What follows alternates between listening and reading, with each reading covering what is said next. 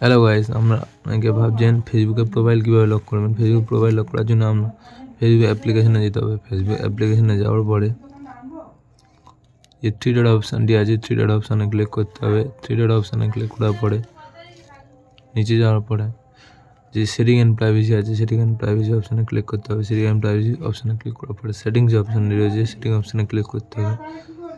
Setting অপশানে click করার পরে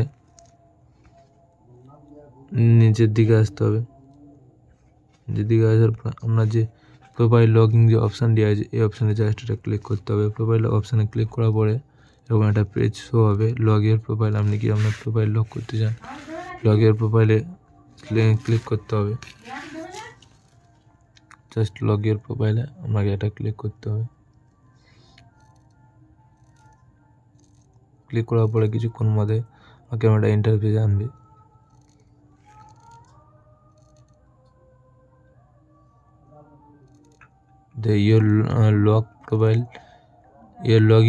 প্রোফাইল আপনার অলরেডি লগ হয়ে গেছে। ওকে অপশানে ক্লিক করলে সাবমিট হয়ে গেল আপনার প্রোফাইল। কেউ যদি চেক করে আপনার প্রোফাইল লক দেখাবে।